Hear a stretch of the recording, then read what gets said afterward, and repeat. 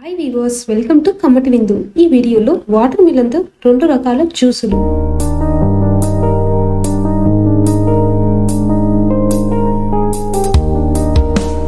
ముందుగా ఈ recipe preparation కోసం చిన్న చిన్న ముక్కలుగా కట్ చేసుకున్న పుచ్చకాయ ముక్కల నుండి గింజలను వేరు చేయాలి.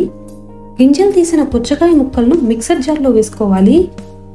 గింజలుంటే జ్యూస్ చాలా వగరుగా ఉంటుందండి, కాబట్టి వీలైనంత వరకు గింజలు లేకుండా చూసుకొని గ్రైండ్ చేసుకోవాలి. ఇలా గ్రైండ్ చేసి పెట్టుకున్న పుచ్చకాయ గుజ్జుని ఒక స్టైనర్ సహాయంతో ఒక బౌల్లోకి జ్యూస్ని సపరేట్ చేసుకోవాలి. ఇలా స్పూన్తో కలుపుకుంటూ ఉంటే జ్యూస్ తొందరగా వేరవుతుంది. ఆ తర్వాత పిప్పిని పడివేసి జ్యూస్ని మాత్రం పక్కన పెట్టుకోవాలి. ముందుగా స్పైసీగా తయారు చేయడం కోసం 3 ఆకుల వరకు పుదీనా వేసుకొని మెత్తగా దంచుకోవాలి. ఇందులోనే 2 పించుల వరకు మిరియాల పొడి వేసుకొని ఈ రెండింటిని బాగా కలుపుకోవాలి. ఇలా కలిపి పెట్టుకున్న ఈ పుదీనా మిశ్రమాన్ని సర్వింగ్ గ్లాస్లో వేసుకోవాలి. ఇక్కడ కొద్దిగానే చేస్తున్నాను కాబట్టి 3 ఆకుల వరకే వేసాను. మీరు క్వాంటిటీని బట్టి వేసుకోండి. ఆ తర్వాత అర దబ్బ నిమ్మరసం వేసుకొని 1 పించు వరకు సాల్ట్ వేసుకోవాలి.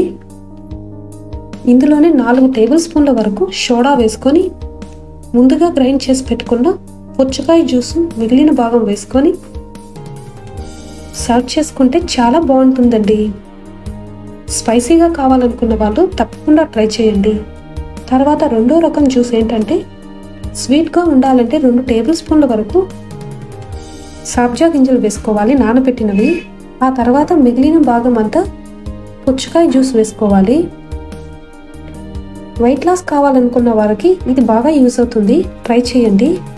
ఆ తర్వాత సన్నగా కట్ చేసి పెట్టుకున్న 4 టేబుల్ స్పూన్ల వరకు పుచ్చకాయ ముక్కలు వేసుకొని కావాలనుకుంటే 1/2 టేబుల్ స్పూన్ వరకు పటిక చక్కెర కానీ లేదా నార్మల్ షుగర్ కానీ వేసుకొని తర్వాత సర్వ్ చేసుకుంటే చాలా బాగుంటుంది. Thanks for watching.